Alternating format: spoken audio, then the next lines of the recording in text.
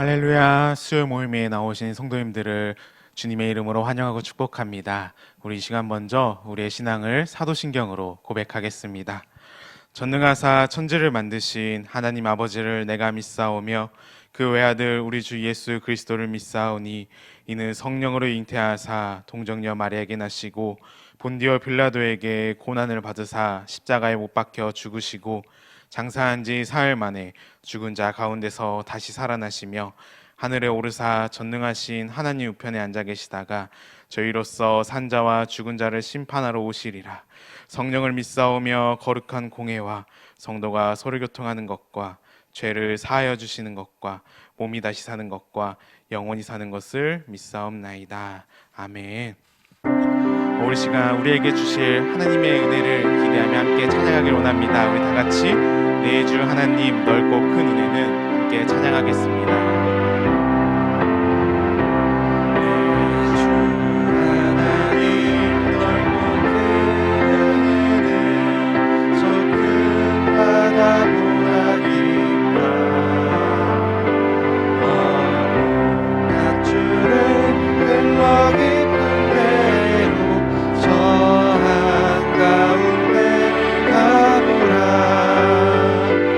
언덕을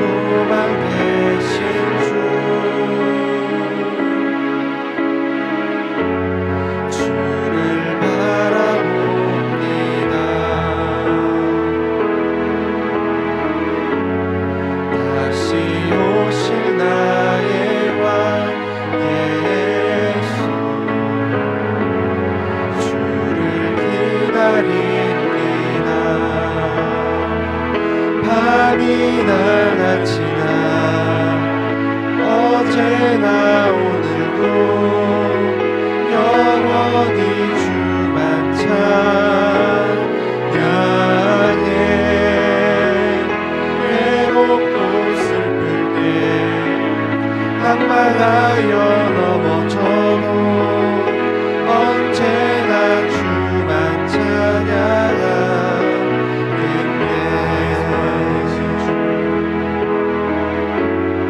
나의 소망 되신 주, 주를 바라봅니다. 다시 오실 나의 왕 예수, 주를 기다립니다. 밤이 나가지나 어제나 오늘도 영원히 주만 찬양해.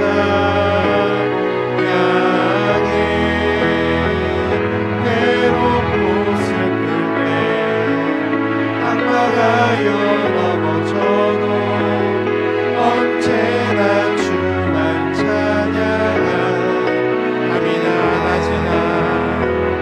밤이 나가지나 어제나 오늘도 영원히 주만 찬양해. 외롭고 슬플 때 낙망하여 넘어져도 언제나 주만 찬양하.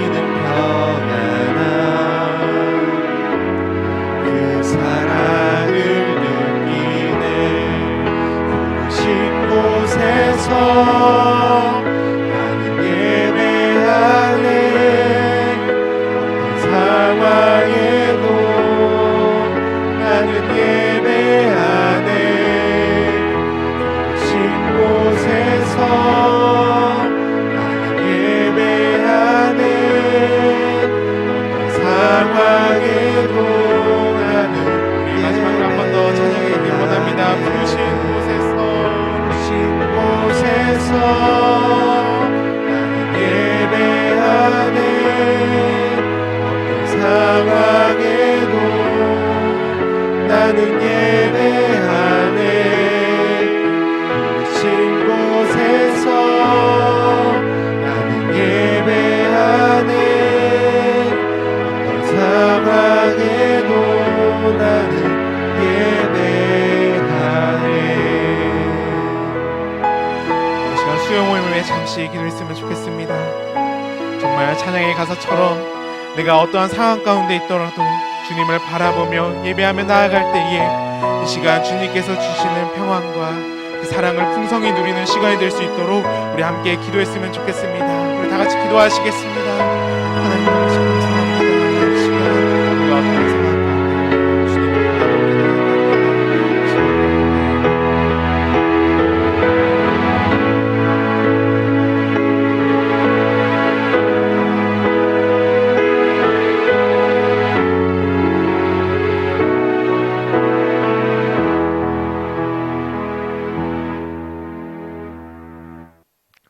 사랑의 하나님 감사합니다. 오늘 이 저녁에도 저를 불러주셔서 이렇게 하나님 전에 나와 말씀 보고 기도하고 찬양할 수 있게 허락해 주심을 감사드립니다. 오늘 저희가 드리는 이 예배를 하나님께 기뻐 받아주시고 예배를 통해서 우리 각 사람에게 꼭 필요한 하나님의 음성과 위로와 은혜를 맛볼 수 있는 시간들 될 수 있도록 주여 붙잡아 주시옵소서. 세상의 염려거리들, 세상의 분주한 것들, 세상의 근심거리들 이 시간 다 온전히 하나님 앞에 내려놓고 하나님에게만 집중하는 시간이 되게 도와주시고 하나님을 더욱더 깊이 알아갈 수 있는 시간이 될 수 있도록 주여 은혜를 더하여 주시옵소서. 특별히 출애굽기 말씀을 배우게 됩니다. 정말 우리를 위해서 지금도 중보하고 계시고 우리를 위해서 싸우고 계시는 그 하나님의 사랑과 은혜를 다시 한번 느끼고 맛볼 수 있는 오늘 이 시간이 될 수 있도록 주께서 붙잡아 주시옵소서. 마칠 때까지 함께 좀 싸우며 모든 말씀 예수님의 이름으로 기도드리옵나이다. 아멘. 오늘은 출애굽기 옥한 목사님 다락방 교재죠. 24과 중보자의 필요성이라는 제목을 가지고 출애굽기 20장 18절부터 21절, 32장 1절부터 14절까지 말씀을 좀 살펴봤으면 좋겠습니다. 서론을 한번 읽어볼까요? 시내산에서 이스라엘 백성은 하나님을 가까이 할 수도 없었고 직접 만날 수도 없었다. 하나님과 백성 사이에서 모세가 중간 역할을 할 때에만 모든 일이 순조롭게 진행되었다. 여기서 우리는 중보자의 중요성과 역할을 배울 수 있다. 예, 이스라엘 백성들이 애굽에서 빠져나왔죠. 애굽에서 탈출한 다음에 홍해를 지나게 됩니다. 그런 다음에 어디로 갔냐면 시내산으로 가게 돼요. 시내산에서 1년 가까이 머물면서 하나님 앞에 예배하고 하나님 앞에 율법을 배우고 또 하나님 앞에 성막 짓고 있는 법들을 배우게 돼요. 그런데 이 시내산에서 하나님 앞에 예배하는데 백성이 직접 하나님 앞에 나아가지 못합니다. 모세를 통해서 말씀을 듣고 모세를 통해서 모든 일을 행해야 돼요. 그렇다면 왜 이렇게 모세를 통해서 모든 것들을 했을까? 그리고 이것들을 통해서 주는 교훈은 무엇일지에 대해서 오늘 한번 살펴봤으면 좋겠습니다. 우리 1번 문제 같이 한번 읽어볼까요? 하나님이 시내산에 임하실 때 나타난 현상을 보고 백성들은 어떤 반응을 보였는가? 예, 20장 18절부터 19절까지 보면 어떻게 되냐면 뭇 백성이 우레와 번개와 나팔 소리와 산의 연기를 본지라.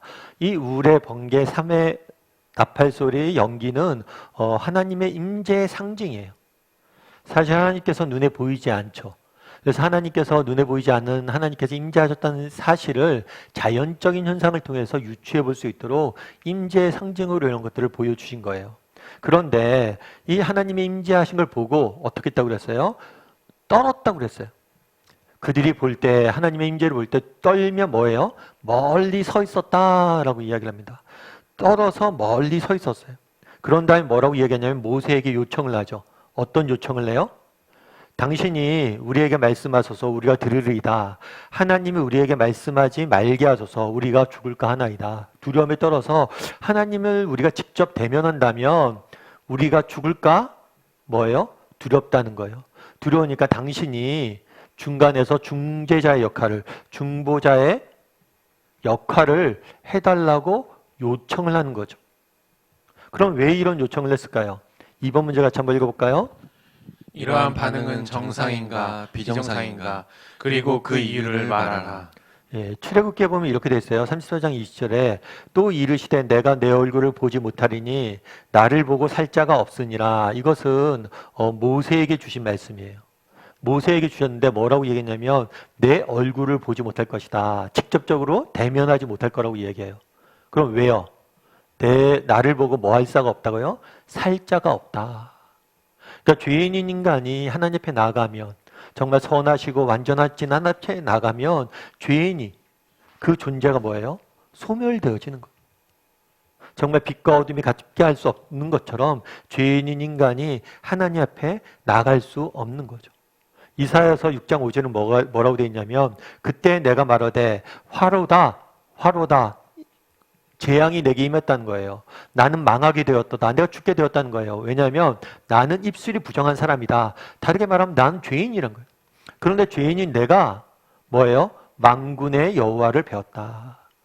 죄인인 인간이 하나님을 배웠다는 사실 때문에 죽을까 두렵다라고 이야기하고 있는 거죠. 그래서 죄인인 인간은 하나님 앞에 나아갈 수 없는 거예요. 여러분, 우리가 창세기 때 그런 이야기를 배웠죠. 아담이 범죄했습니다. 아담이 범죄한 다음에 죄를 범했어요. 그런 다음에 뭐 했죠? 숨었어요. 하나님을 피해서 숨었어요. 그럼 왜 숨었어요? 두려워서. 자신이 죄를 지었다는 걸 깨닫자 말자 뭐 하는 거예요? 하나님의 거룩하심 앞에 나타날 수 없기 때문에 숨은 거예요. 제가 최근 어떤 집사님이랑 얘기하는데 집사님이 그런 얘기 하시더라고요. 우리가 요즘 차에 보면 이렇게 차를 운전할 때 보통 우리가 혼자 있잖아요. 혼자 있다 보니까 차 운전하다 보면 다급한 상황도 많이 나오고 그러니까 뭐도 해요. 가끔 욕도 하고 또 사실 차 안에 있을 때 우리의 인격의 진모습이 드러나죠. 욕도 하고 화도 내고. 그런데 어느 날 이렇게 보는데 차에 블랙박스가 있더래요. 그러면 든 생각이 야 내가 욕하는 것들 다 저기 녹음돼 있을 텐데 사람들이 참 날 거룩하게 보지만 내가 이렇게 욕도 하고 이런 사람인 걸 저 블랙박스는 다 알겠구나 라고 생각했는데 정말 하나님은 다 알잖아요. 우리가 얼마나 추한지 얼마나 우리가 악한지 우리 내면에 얼마나 썩은 것이 많은지 다 아시잖아요. 그런데 그 모든 것을 아시는 하나님 앞에 나가는 게 두렵지 않겠어요? 정말 두려워야 정상이란 거예요. 정말 하나님께서 우리의 일거수일투족을 다 알고 우리가 얼마나 부정한 사람인지 아시는 그분 앞에 나가서 우리가 발가벗겨진다는 게 얼마나 두렵고 떨리는 일이란 걸 우리가 알아야 돼. 그러니까 두려워하는 거죠. 그분 앞에 가서 우리가 다 드러나는 것들이 너무나 두려운 거죠. 이런 죄의식, 두려움마저도 없으니까 문제예요. 3번 문제 같이 한번 읽어볼까요? 21절의 말씀이 주는 교훈은 무엇인지 생각해보라.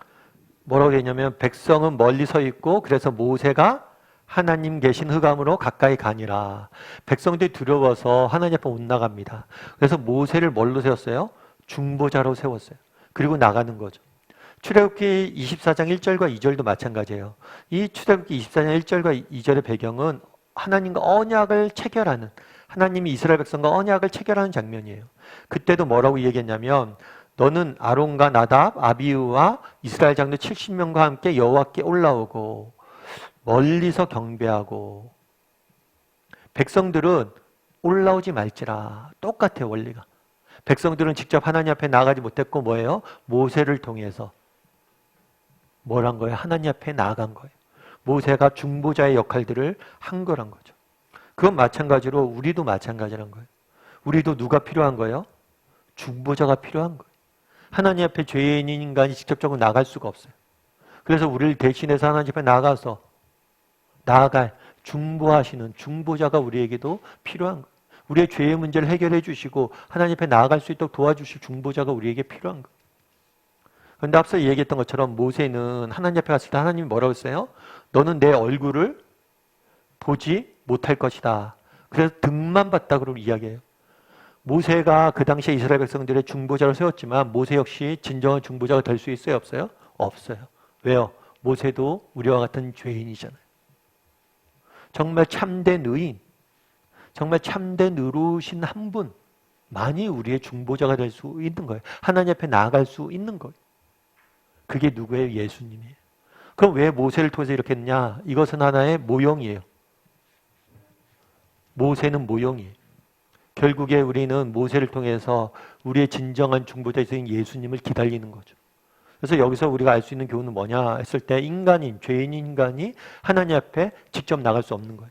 그래서 우리의 이 죄의 문제를 해결하시기 위해서 돕기 위해 도움을 주실 중보자가 우리에게 필요하다는 사실을 우리가 알 수가 있는 거죠. 4번 문제 같이 한번 읽어볼까요? 모세는 백성의 중보자로서 어디로 가서 얼마 동안 있었는가? 모세는 구름 속으로 들어가서 산 위에 올랐으며 앞서 얘기했던 것처럼 산 위에 구름이 가득하고 번개와 우레가 쳐고 그랬어요. 이 구름은 하나님의 임재의 상징이라고 그랬죠. 그 하나님 임재 가운데 들어갑니다.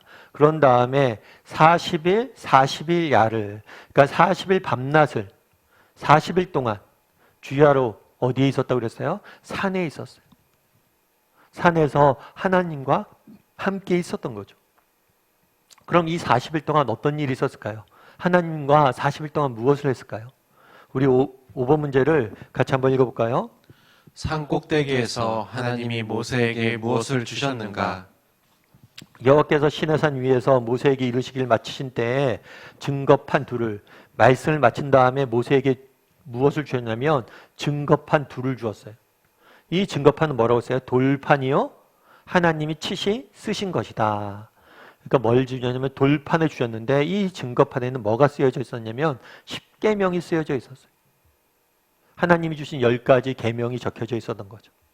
그럼 왜 돌판에 주었느냐, 적어 주셨느냐? 이거는 직친이 쓰신 거라는 것은 이 계명이 하나님이 직접 수여하셨다는 상징이에요.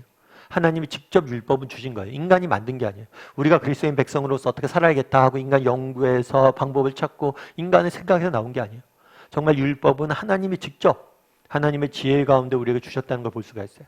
그리고 이 돌판을 주셨다는 것은 변하지 않는다는 거예요. 영원성. 돌판에 새겨지면 사라지지 않잖아요.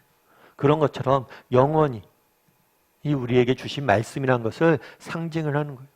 그래서 산 위에서 우리가 모세 오늘 본문을 보면 중간에 띄어져 있죠. 21절을 보고 또 20장을 보고 30장을 봅니다. 중간에 띄어져 있는데 그 중간에 있는 내용이 40일 동안 모세가 하나님 앞에서 받은 말씀이에요. 근데 그 말씀을 두 가지로 나눠 이야기할 수 있어요. 십계명을 비롯한 율법에 대해서 하나님께서 배우게 돼요. 하나님께서 알려주십니다. 그 다음에 뭘 알려주냐면 성막 짓는 법을 알려줘요. 이 율법은 하나님의 백성으로서 우리가 어떻게 살아가야 될지에 대한 생활 방식을 알려준 거예요. 이 성막은 하나님이 임재하는 곳이에요. 그래서 이 성막은 하나님이 우리와 동행한다는 상징이고 이 성막을 짓고 성막과 함께 한다는 것은 우리가 하나님과 동행한다는 거예요. 그래서 우리가 그리스도인으로서 우리가 예수를 믿었잖아요. 그리고 우리가 그리스도인으로서 정말 우리가 살면서 이 땅을 살면서 해야 될 가장 중요한 삶의 요소가 있어요. 신앙의 요소. 그건 뭐예요? 율법. 하나님의 말씀을 배우고 이 하나님의 말씀에 따라 순종하며 사는 것. 이것이 우리에게 주어진 중요한 역할이에요. 우리에게 주어진 과제예요. 또 한 가지는 뭐예요? 동행이에요. 말씀과 동행. 이것이 그리스도인의 가장 중요한 삶의 요소가 되는 거죠. 사실 우리가 그런 생각을 하기 쉽죠. 율법하면 법하면 우리가 무겁다, 집이다 이런 생각이 들기 쉬워요. 하지만 법은 우리의 유익을 위해서 주신 거예요. 여러분 생각해 보세요. 여러분이 대학교 갔어요. 대학교 가면 수강 신청을 개인이 해야 되잖아요. 고등학교 때까지는 선생님이 시간표를 다 짜줬어요. 그런데 대학교 가면 시간표를 내가 수강 신청을 하고 내가 시간표를 내가 짜야 돼요. 시간표를 내가 짜다 보면 뭐예요? 아, 불편하게 이거 왜 내가 짜야 되지? 어떤 거 막 신청하려고 하면 수강생이 다 차갖고 못 들어가기도 하고. 어떻게 보면 불편할 수도 있죠. 하지만 그건 특권이잖아요. 대학생활에 주는 자유와 자율. 그것의 상징인 거죠. 최근에 제가 TV를 보는데 요즘은 가족 이렇게 프로그램이 리얼리티 프로그램이 많잖아요. 그러니까 어떤 꼬마애가 나오는데 너무 이쁜 애예요. 막 1살짜리 애인데 얘가 밥을 먹는데 너무 이쁘게 먹더라고요. 뭐 밥을 먹는데 뭐 젓가락질도 못하고 포크질도 못하니까 손으로도 주워 먹고 막 그러는데 너무 그 모습이 이쁜 거예요. 야, 잘 먹는다 이런 생각이 들면서도 그런 생각이 들죠. 손으로 막 음식 주워 먹고 있는 거 보면 안쓰러움만 들잖아요. 귀엽기도 한데 아유 손으로 먹으면 안 되는데 숟가락 쓰는 법, 젓가락 쓰는 법 배워야죠. 여러분 손으로 먹으면 안 좋잖아요. 결국 지저분한 거 다 먹게 되고. 그래서 정말 하나님께서 율법을 왜 주셨냐? 그거는 어린아이에게 젓가락 빼는 게 힘들죠. 우리도 어려서 젓가락질 하는 게 되게 힘들었잖아요. 근데 막상 배우고 나니까 그게 훨씬 더 우리를 위해서 유익한 거잖아요. 그렇게 법을 주셨다는 거. 동행도 마찬가지죠. 여러분 우리 그리스도인의 가장 중요한 상징은 뭐냐면 하나님과의 동행이에요. 여러분 생각해보세요. 여러분이 누구와 결혼을 했습니다.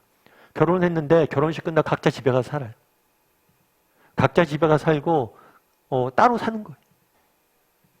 필요할 때만 정말 1년에 한두 번씩 만나요.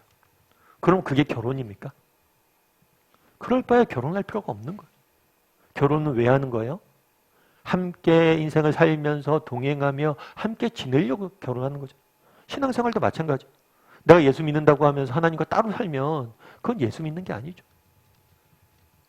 그래서 이 동행과 말씀 이것이 신앙생활의 가장 중요한 요소고 이스라엘 백성들이 이제 출애굽을 했잖아요. 이제 출애굽을 해서 과거에 노예로 살았잖아요. 근데 이제 하나님의 백성이 됐잖아요. 그럼 하나님의 백성으로서 니네가 어떻게 살아야 될지에 대해서 가르쳐 주길 원했던 거예요. 그 핵심은 뭐예요? 말씀과 율법과 동행이었던 거예요. 6번 문제 같이 한번 읽어볼까요? 32장 1절에서 6절을 읽으라. 그리고 그 내용을 간단히 정리하라. 예, 뭐라고 되어 있냐면 백성이 모세가 산에서 내려옴이 더디함을 보고 40일 동안이에요. 40일 동안 모세가 산 위에 올라갔어요. 그리고 내려오지 않는 거예요. 그러니까 온갖 궁금한 생각이 들었겠죠. 그래서 뭘 얘기했냐면 아론에게 우리를 위하여 우리를 인도할 신을 만들어라.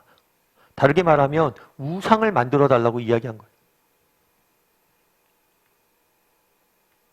그러면서 뭐라고 하냐면 모세 곧 우리를 애굽 땅에서 인도하여 낸 사람이 어찌 되었는지 알 수가 없다. 사실 그렇잖아요. 하나님은 보이세요? 안 보이세요? 안 보이죠. 보이지 않는 하나님의 대변자로서 모세가 보이는 모세와 이스라엘 백성들을 이끌었어요. 근데 모세마저 이제 안 보이는 거예요. 그러니까 뭐예요? 보이는 뭔가를 내놓으라는 거죠. 그랬더니 아론이 뭐라고 그랬어요? 아론은 그 당시에 모세의 동생이기도 하지만 하나님이 이미 아론에게 제사장의 역할을 맡겼어요.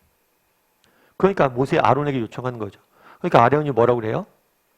귀에서 금고를 빼어 내게로 갖고 와라 라고 이야기를 해요. 그럼 왜 이렇게 했을까요? 모든 백성이 그 귀에서 금고를 빼어 아론에게 가져가매 어떻게 했냐면 아론이 그들의 손에서 금고를 받아 부어 조각칼로 새겨 송아지 형상을 만들었어요. 우상을 만든 거죠. 우상을 만들고 뭐 했어요? 거기에다 제단을 쌓고 여기에다 뭐라고요? 번제를 하고 제사를 드리고 우상을 쌓고 이 우상이 뭐라고 얘기했냐면 애굽 땅에서 인도해낸 너희의 신이다. 이것이 하나님이다. 라고 얘기하고 이 앞에 우상 앞에 예배 드리게 한 거예요. 말도 안 되는 일을 저지른 거죠. 우리 7번 문제 같이 한번 해볼까요? 이스라엘 백성들이 우상을 원했던 이유가 무엇인가? 1절 말씀에 뭐라고 되어 있어요?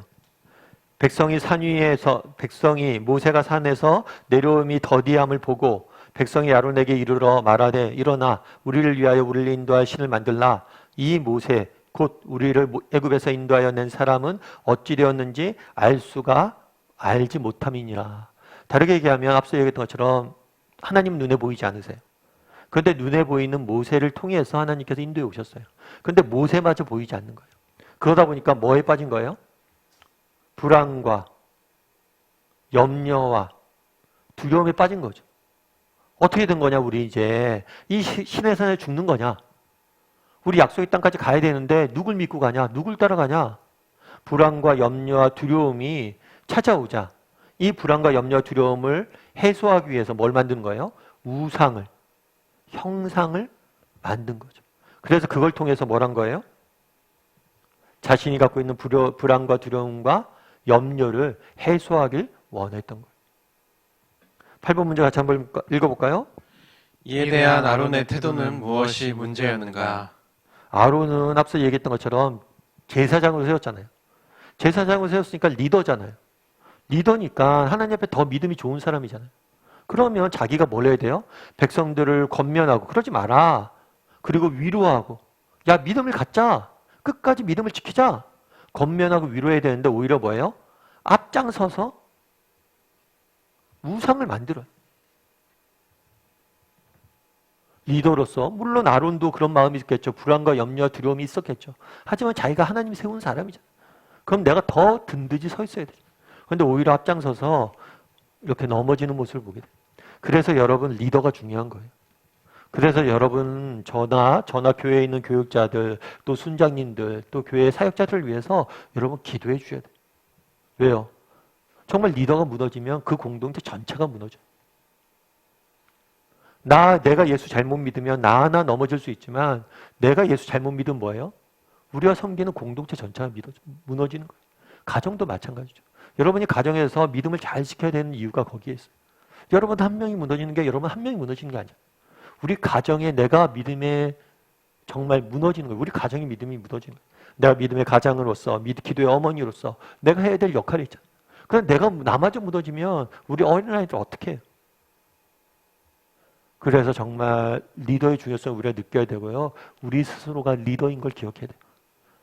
그렇지 않아요. 가정을 우리에게 맡겼잖아요. 또 교회 봉사 우리 하잖아요. 다락방에서도 마찬가지고. 9번 문제 같이 한번 읽어볼까요? 백성들이 시내산에 임재하여 모세와 말씀하고 계시는 하나님을 바로 목전에 두고 우상을 만들어 그 우상 앞에 제사를 지냈던 사건을 통해 어떤 교훈을 얻을 수 있는가? 네.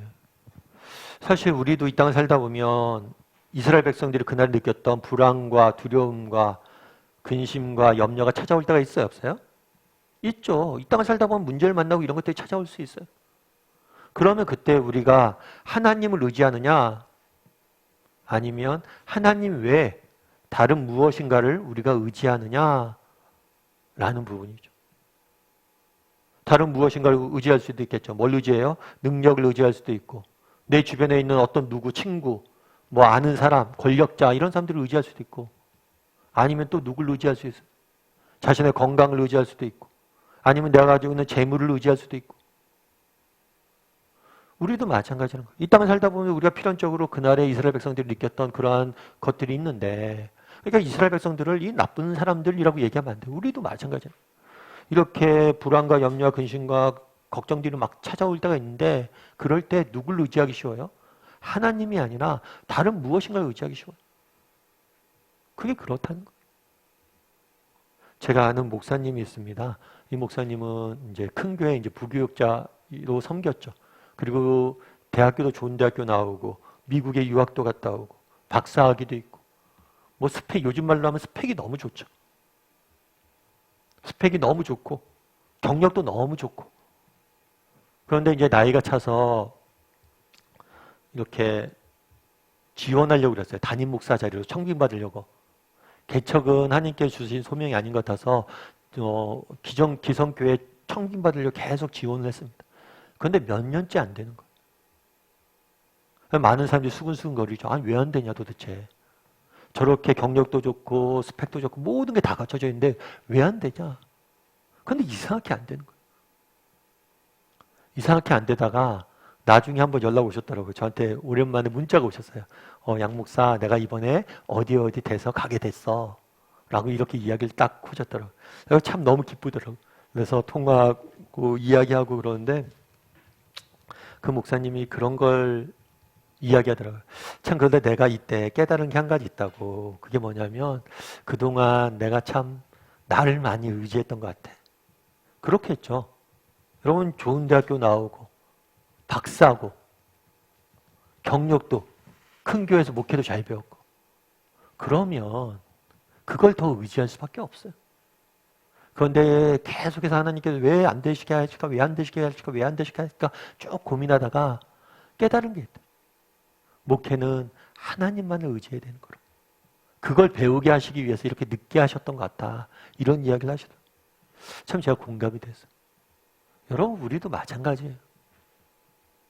정말 우리가 하나님 외에 다른 것들을 의지하고 있지 않은가? 한번 돌아봐야 돼.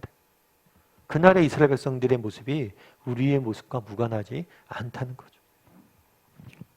10번 문제 같이 한번 읽어볼까요?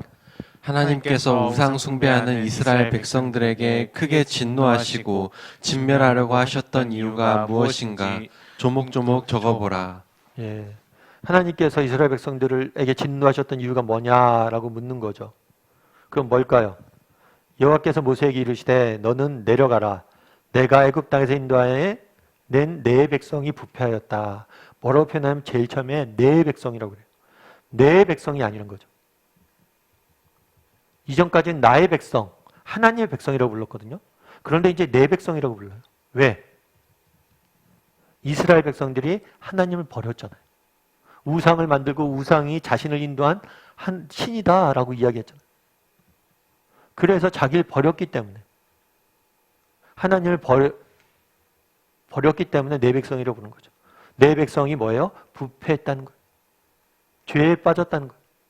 하나님께서 십계명을 주셨죠. 십계명 안에 뭐가 있어요? 두 번째 계명이 우상을 만들지 말라는 거예요. 그런데 그 계명을 어기는 거죠. 그래서 내가 그들에게 명한 길에서 속히 떠나. 하나님의 명령에 불순종했어요. 불순종했을 뿐만 아니라 뭐란 거예요? 자기를 위하여 송아지를 부어 예배했다. 다르게 말하면 불순종했을 뿐만 아니라 믿음 자체를, 신앙 자체를 버린 거죠.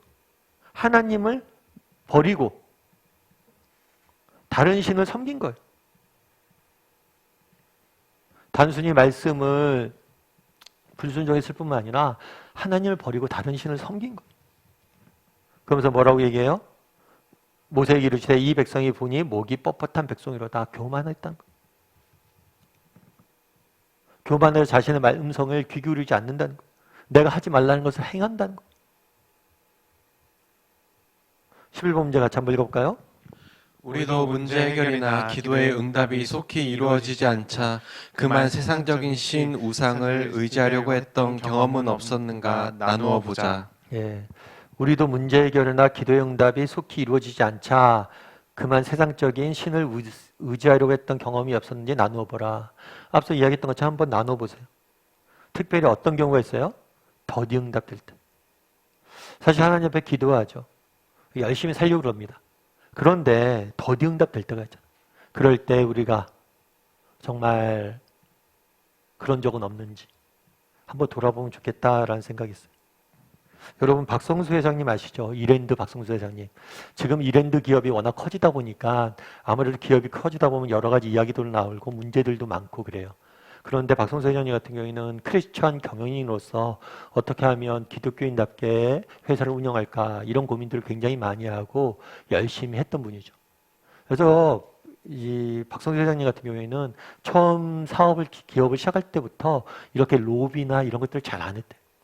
그런데 우리나라 기업 같은 경우에는 제대로 하려면 로비나 이런 것들을 제대로 해야 된다고 그러죠. 그런데 그런 거 없이 이렇게 지키면서 했죠. 그러다 보니까 세금도 많이 내고 그러다 보니까 세금을 정상적으로 다 내면서 기업하는 게 너무 힘들다는 거예요. 그러다 보니까 직원들에게 더 월급도 많이 줘야 되는데 그러지 못하는 경우도 있고 여러 가지 어려움들이 많죠. 지킬 거 다 지키면서 기업하는 게 쉽겠습니까? 너무나 어려운 거예요. 그래도 어렵게 했는데 하나님 은혜 주셔서 회사가 조금씩 성장해왔어요. 그런데 그러다가 큰일이 하나 터졌죠. IMF 경제 위기가 찾아왔어요. 외환 위기가 찾아왔어요. 그때 대부분의 우리나라 많은 회사들이 부도도 나고 은행까지도 망했던 시기였잖아요. 그랬더니 은행에서 연락이 왔다고 그러더라고요. 특별히 그렇잖아요. 뭐 그전에 로비도 하고 그전에 뭐 제도권과 관계도 많이 맺어졌으면 그런 위기가 있을 때 좀 봐주기도 하겠죠.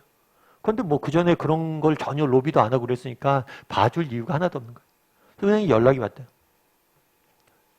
다음 주에 이렇게 회사가 부도 나니까 회장님 피신시키라. 그런데 그 말을 딱 듣는데 박성수 회장님도 겁이 나더래. 내가 믿는 사람인데 해외로 어떻게 도피하냐고 이렇게 당당히 딱 말해야 되는데 그렇게 말이 안 나오더래. 내가 주일날 가서 예배 드리고 나서 말해주겠다고 이야기를 했대요. 그런데 그때 주일날 예배 드리는데 옥하는 목사님께서 뭐 의도하지는 않았겠죠. 그런데 그때 워낙에 이제 IMF 때문에 다들 힘드니까 그런 말씀하셨대요. 인생을 살다 보면 때로 남문이 막히고 뒷문이 막히고 옆문이 막힐 때가 있다.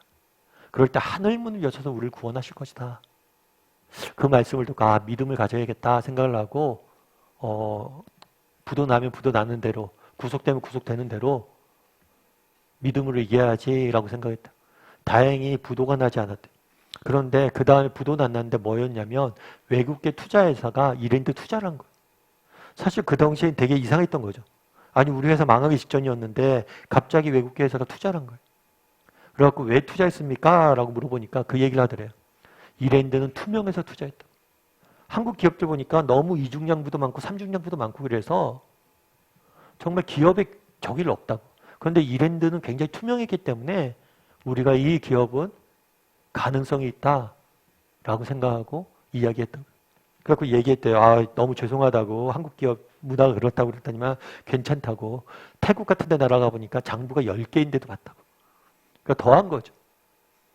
그런데 앞서 얘기했던 것처럼 참 우리가 말씀대로 살고 정말 기도하고 믿음을 지키는 게 쉽지 않아요. 당장 믿음대로 산다고 해서 내일 당장 잘 되지 않아요. 세상이 약해서 그래요. 오히려 더 안 될 확률도 커요. 더 어려울 확률도 커요. 그렇잖아요. 믿음 지키고 살다 보면 어렵죠, 더. 그런데 뭐예요? 하나님께서 언젠가는 다 갚아주세요. 그러니까 우리가 믿음을 갖고 가는 거죠. 그래서 정말 이렇게 우상을 경험했던 경험이 없는지 더디 응답될 때 한번 나눠보면 좋을 것 같습니다. 12번 문제를 한번 읽어주실래요? 32장 11절에서 14절에는 범죄한 백성을 대신하여 하나님께 중보기도하는 모세의 모습이 그려져 있다. 기도 내용을 정리하라. 예, 모세가 기도합니다. 모세가 너 이 백성들이 너무 뻣뻣하고 죄지었다라고 하니까 모세가 뭐라고 하냐면 그의 하나님 여호와께 이르되 여호와여 어찌하여 그 권능과 강한 손으로 애굽 땅에서 인도에 내신 주의 백성에게 진노하시니까. 주의 백성, 내 백성이라고 얘기했는데 아니라는 거예요. 이스라엘 백성은 누구의 백성이라는 거예요? 하나님의 백성이라는 거예요. 첫 번째로 얘기한 게 하나님의 백성이라는 거예요. 두 번째는 뭐예요? 하나님께서 그들을 인도에 내셨다는 거예요. 하나님의 백성이고 하나님이 인도에 내셨어요. 그런 다음에 뭐라고 얘기했냐면 진도하시니까 어찌하여 애굽 사람들이 이르기를 여호와가 자기 백성을 산에 죽이고 지면에서 멸하려는 악한 의도로 인도에 내었다 말하게 하려 하니까. 세 번째는 뭘 얘기했냐면 하나님의 명예예요. 하나님의 명예, 하나님의 성품이 손상된다는 거예요. 하나님께서 누구예요? 자비롭고 사랑이 많으신 분이죠. 그런데 이렇게 하신다면 하나님의 명예가 더러워지고 손상이 된다는 거예요. 그러면서 노를 그치시고 화를 내리지 말아달라고 이야기를 하죠. 그런 다음에 계속해서 뭐라고 하냐면 네 번째는 뭐냐면 주의 종 아브라함과 이삭과 이스라엘을 기억하소서. 네 번째는 하나님의 언약에 대해서 이야기해요. 아브라함과 이삭과 이스라엘에게 뭐라고 약속했어요? 여기서 이스라엘은 야곱이에요. 야곱. 주께서 그들을 위하여 주를 가리켜 맹세하여 이르기를 내가 너희 자손을 하늘의 별처럼 많게 하고 내가 허락한 땅을 너희 자손에게 주어 영원한 기업이 되게 하리라 하셨나이다. 야곱에게 약속하지 않았습니까? 이 약속을 기억하고 지켜달라고 이야기한 거죠. 그래서 뭘 이야기했어요? 첫 번째로 이스라엘 백성이 하나님의 백성입니다. 두 번째로 뭘 얘기했어요? 당신이 그들을 구원했습니다. 세 번째로 당신의 명예가 당신의 성품이 손상됩니다. 네 번째로 하나님 약속을 지키시는 분 아닙니까? 그래서 약속을 붙잡고 기도한 거죠. 그러자 이렇게 기도하자 어떻게 했다고 그랬어요? 여호와께서 뜻을 돌이키샤라고 이야기했어요. 참 여러분 우리가 그렇게 생각하기 쉬워요. 하나님의 뜻 또 하나님 하면 돌덩이로 생각하기 쉬워요. 하나님의 뜻과 계획하면 돌덩이로 생각하기 쉬워요. 하지만 그렇지 않아요. 우리에게 주신 하나님의 성품과 또 하나님이 우리를 향하신 그 사랑의 마음은 변하지 않아요. 진짜 그건 돌덩이에요. 하지만 하나님께서 매 순간순간 결정하는 것은 완전히 뭐라고 할까? 돌덩이처럼 변치 않는 게 아니에요. 오늘 본문에 뭐라고 되어 있어요? 뜻을 돌이켰다라고 되어 있어요. 다르게 말하면 그만큼 모세의 기도가 뭐예요? 하나님 마음에 합한 것이었고 기도를 듣고 하나님의 뜻을 돌이키신 거예요.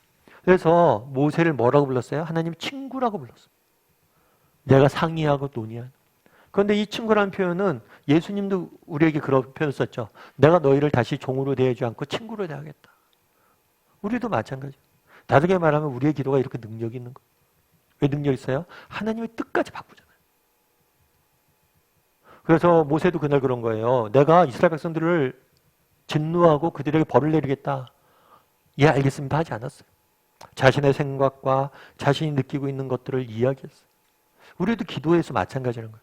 하나님 앞에 기도드릴 때 정말 우리의 생각과 우리의 뜻과 우리의 바람과 또 우리가 생각하는 하나님에 대해서 끊임없이 얘기할 수 있어요. 그랬을 때 하나님께서 우리 가운데 역사하시는 거예요. 13번 문제 같이 한번 읽어볼까요? 모세의 기도는 백성을 멸하시려던 하나님의 뜻을 돌이키게 하였다. 응답이 그렇게 빨랐던 이유를 한두 가지만 찾아보라. 그러니까 무엇보다도 모세는 뭘 했냐면 자격. 아니 이스라엘 백성들이 얼마나 잘했는데요. 얼마나 정말 착하게 살려고 노력했는데요. 라고 인간의 자격에서 기도응답의 근거를 찾지 않습니다. 뭐에서 찾아요? 은혜를 구해요.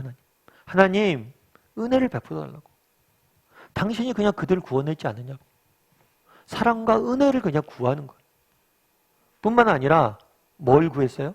하나님의 성품에 의해서 기도했죠. 하나님 당신은 진짜 사랑이 많으신 분이잖아요. 자비가 많으신 분이잖아요. 그러시면 안 된다. 그리고 또 뭐예요? 약속을 붙잡고 기도했죠. 하나님 이렇게 약속하지 않았습니까? 결국에 우리가 기도를 할 때 기도응답을 우리가 확신할 수 있는 근거가 있어요. 응답을 확신할 수 있는 근거는 인간에게 있잖아요. 하나님에게 있어요. 하나님이 누구시기에? 하나님은 자비롭고 은혜로우시고 사랑이 많으신 분이시고 우리의 뭐가 되시기 때문에? 아버지 되시기 때문에. 그렇기 때문에 우리가 거저주는 거예요. 그래서 우리가 언제든지 기도할 수 있는 거예요. 자격이 없지만 우리가 정말 뭐 하나 하나님 앞에 뭐 아랠 것도 없지만 그저 하나님이 자비로운 분이기 때문에 은혜가 많으신 분이기 때문에 우리가 기도할 수 있고 우리의 기도에 대해서 하나님께서 응답하실 걸 뭐 할 수 있어요? 확신할 수 있는 거예요. 신나지 않아요, 그럼? 이런 생각이 들면 뭐 해야 돼요? 우리 마음에 기쁨이 있어야죠. 그리고 우리의 마음에 뭐 결단이 있어야죠. 야, 기도해야겠다. 아니, 자격이 없어도 거저 주는 거잖아요. 14번 문제 같이 한번 읽어볼까요? 내 자신은 모세와 같은 중보자의 역할을 할 수 없을까? 할 수 있다면 어떤 역할을 할 수 있는지 구체적으로 적어보라. 네, 우리 한번 생각해 보세요. 중보자의 역할을 할 수 없을까? 서로를 위해서 우리가 기도할 수 있겠죠. 우리의 가정을 위해서, 그리고 우리 교회를 위해서, 그리고 다락방에서 서로를 위해서 이렇게 기도하는 것. 이것이 바로 뭐예요? 우리가 서로의 중보자 역할들을 하는 거예요. 서로가 서로를 기도로 지켜주는 게 필요한 거예요. 우리가 그렇잖아요. 우리가 늘 영적으로 충만해 있는 건 아니잖아요. 때로는 내가 기도하기도 힘든 날들이 있잖아요. 기도하기도 지친 날들이 있잖아요. 제가 한번 필리핀 선교를 갔었는데 그때서 선교사님을 만났어요. 선교사님을 만나서 이런저런 얘기하는데 선교사님 어떤 찬양을 제일 좋아하세요? 그랬더니 그 선교사님이 가장 좋아하는 찬양이 그거라고 그래요. 누군가 널 위하여 누군가 기도하네. 사실 그때는 제가 목회자가 아니라 청년 때였어요. 그래서 험한 선교지에 가서 정말 선교하는 그 선교사님 하면 너무 존경스러워 보이죠. 영적으로 충만해 보이고 존경스러워 보이고 너무 이렇게 뛰어나 보이잖아요. 그런데 그 선교사님이 이 찬양이 제일 좋다고 하면서 그런 얘기 하시더라고요. 정말 힘들고 지칠 때가 너무 많은데 누군가 날 위해서 기도하고 있다는 사실을 참 생각할 때마다 힘이 난다. 그때 많이 깨달았어요. 야, 선교사님도 누군가 기도를 해준다는 것들을 필요로 하는구나. 우리도 마찬가지잖아. 정말 내가 지치고 힘들었을 때 누군가 날 위해서 기도해주고 정말 누군가 힘들어졌을 때 내가 그를 위해서 기도해주고 서로가 이렇게 묶여져 있는 거. 이것이 정말 아름다운 우리가 추구해서 걸어가야 될 공동체죠. 15문제 같이 한번 읽어볼까요? 우리 모두가 참 중보자이신 예수님 때문에 이스라엘 백성과 달리 대우받는 것이 무엇인지 말해보라. 예, 우리가 모두가 참 중보자이기 때문에 이스라엘 백성과 다르게 우리가 대우받는 게 뭐냐라고 물은 거죠. 여러분, 참 중보자 됐잖아요. 아까 모세는 뭐예요? 모세는 그림자예요. 왜요? 모세도 죄인이잖아요. 죄인인 모세가 죄인인 인간의 모든 문제를 해결할 수 없어요. 오직 참된 중보자는 누구예요? 예수님밖에 없어요. 왜냐하면 예수님이 참된 의인이 되시기 때문에. 그래서 참된 의인이 되신 예수님께서 우리의 죄값을 다 치르시고 우리의 죄값을 다 치르시고 우리에게 의인의 옷을 예수님의 옷을 입혀주신 거죠. 이게 늘 말씀드린 자리바꿈의 원리잖아요. 의인인 예수님께서 죄인인 자리에 인간인 자리에 가고 따라서 죄인인 우리가 의인인 예수님의 자리에 설 수 있는 거죠. 그래서 이제는 구약시대 때는 모세를 통해서만 하나님 만났어요. 그런데 이제는 우리가 예수님을 통해서 직접 하나님을 만날 수 있는 거예요. 그래서 우리가 기도할 때마다 뭐라고 기도해요? 예수님의 이름으로 기도한다고. 예수님을 통해서 우리는 하나님을 만날 수 있는 거예요. 이제는 직접 나가서 말할 수 있는 거예요. 정말 가끔 그런 생각이 들어요. 구약시대처럼 살았으면 야, 기도는 어떻게 할까? 내가 하나님 앞에 나가서 직접 기도 못하고 누군가에 부탁해야 된다면 그 사람한테 내 속마음까지 어떻게 다 부탁해? 정말 내 속마음까지 어떻게 다 알아요? 이야기해요. 그 사람이 나를 어떻게 안다고? 어떻게 이해할 수 있다고? 근데 이제 직접 나갈 수 있잖아요. 언제든지 우리가 속마음을 이야기할 수 있잖아요. 언제든지 우리가 정말 하나님 앞에 나가서 이야기할 수 있죠. 또 로마서 8장 34절을 뭐라고 이야기해요? 같이 한번 읽어볼까요? 누가 정죄하리요? 죽을 뿐 아니라 다시 살아나신 이는 그리스도 예수시니 그는 하나님 우편에 계신 자요 우리를 위하여 간구하시는 자신이라. 하나님 예수님 누구냐? 우리를 위해서 십자가에 죽으셨어요. 뿐만 아니라 뭘 하셨어요? 부활하셨어요. 뿐만 아니라 뭐 하셨어요? 하나님 우편에 하늘에 오셔서 우편에 앉아 계세요. 그런데 여기서 끝나지 않아요. 뭘 한다고요? 우리를 위해서 간구하신다. 우리를 위해서 지금도 기도하고 계시다. 앞서 이야기했던 것처럼 정말 우리가 힘들고 지치고 어려울 때 우리가 기억할 게 있어요. 뭐요? 하나님이 우리를 위해서 기도하고 계시다. 예수님이 우리를 위해서 간구하고 계시다. 이것이 우리가 얼마나 큰 힘이 돼요. 예수님이 기도하시죠. 그날의 산 위에서 모세가 기도했던 것처럼 예수님께서 지금 하나님 우편에서 우리를 위해서 기도하잖아요. 이것이 얼마나 우리에게 멋진 일이에요. 정말 참된 중보자 되신 예수님, 그리고 그 예수님이 주신 은혜에 대해서 다시 한번 묵상하고 정말 그 예수님의 은혜에 덧입어 하나님 앞에 나아가 기도할 줄 알고 동행할 줄 아는 저와 여러분이 되길 소원합니다. 우리 함께 찬양했으면 좋겠는데요. 찬양하실 때 우리 누군가 널 위하여 함께 찬양했으면 좋겠습니다. 정말 우리를 위해서 하나님이 예수님께서 하나님 편에 앉아서 우리를 위해서 기도하고 계세요. 그리고 우리도 예수님이 우리를 위해서 기도한 것처럼 서로를 위해서 기도해줘요. 그래서 우리가 기도로 하나 되고 서로가 믿음과 소망과 사랑 안에서 하나 되는 그런 복된 관계가 되게 해달라고, 우리 다락방이 되게 해달라고 소망을 담아서 함께 기도하도록 하겠습니다. 신이 지쳐서 기도할 수 없고 눈물이 일물처럼 흘러내릴 때 주님은 아시네 당신의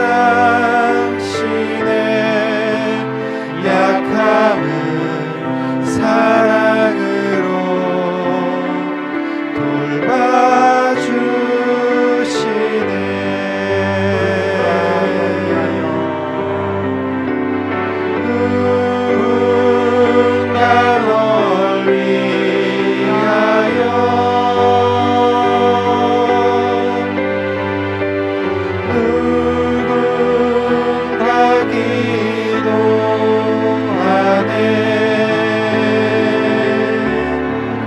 내가 홀로 외로워서 마음이 무너질 때 누군가 널 위해 기도하네. 당신이 외로이 홀로 남았을 때 당신은 누구에게 위로를 얻나. 주님은 아시네 당신의 마음을 그대 홀로 잊지 못함을.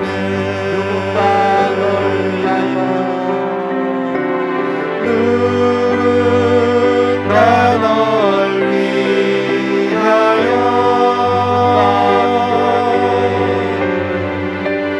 누군가 기도하네.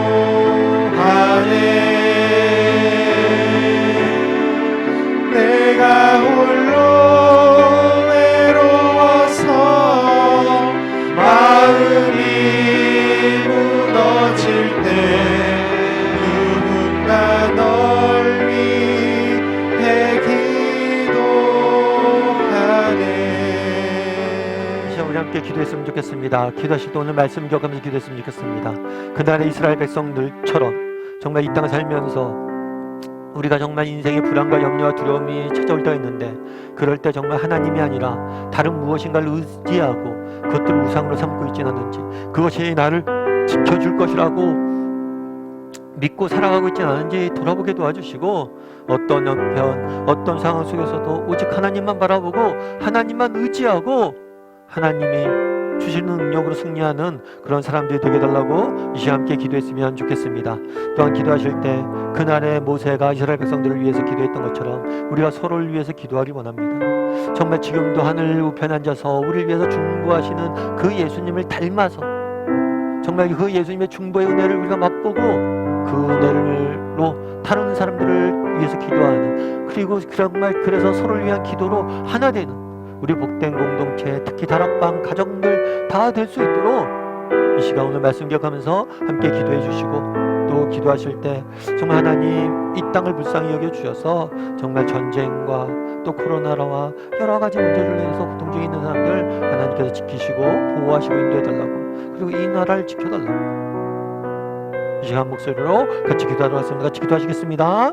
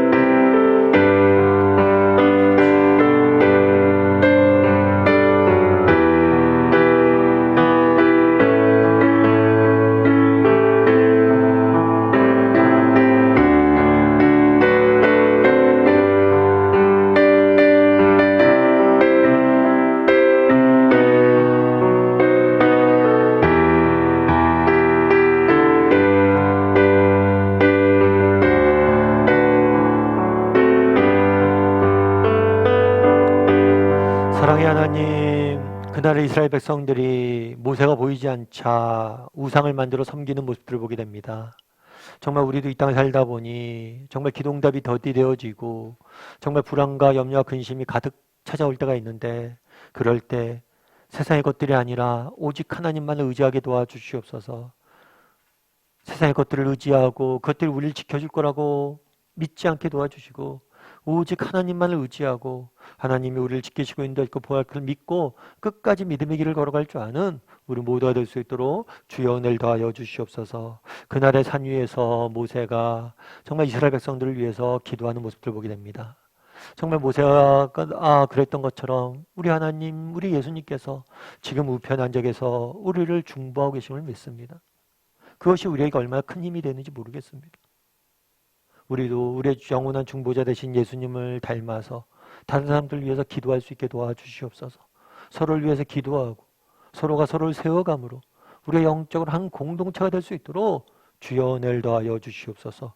우리를 중보의 기도자로 세우셔서 가정을 위해서, 교회를 위해서, 나라를 위해서, 세상을 위해서 우리의 기도를 멈추지 않는 우리 모두가 될 수 있도록 주여 은혜를 더하여 주시옵소서.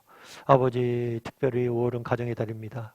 정말 우리 다음의 식구들, 정말 우리 다음에 속한 모든 가정들 하나님께 지켜주셔서 믿음과 소망과 사랑 안에서 더욱더 든든히 서가게 도와주시고, 우리 사랑하는 자녀들, 어머니들 정말 믿음 안에서 정말 모든 것 가운데 주님이 주신 은혜로 정말 영육간의 강건함으로 자신이 꿈꾸는 것들을 이루어가는 것들을 목도할 수 있는 복된 하나님의 사람들 다 될 수 있도록 주여 은혜를 더하여 주시옵소서. 오늘도 이렇게 귀한 시간도 허락하여 주시면 감사드리며 모든 말씀 예수님의 이름으로 기도드리옵나이다. 아멘. 하늘에 계신 우리 아버지여, 이름이 거룩히 여김을 받으시오며 나라의 마옵시며 뜻이 하늘에서 이루어진 것 같이 땅에서도 이루어지이다. 오늘날 우리에게 일용할 양식을 주옵시고 우리가 우리에게 죄 지은 자를 사하여 준 것 같이 우리의 죄를 사하여 주옵시고 우리를 시험에 들게 하지 마옵시고 다만 하에서 구하옵소서. 대개의 나라 원세 영광이 아버지께 영원히 싸움나이다.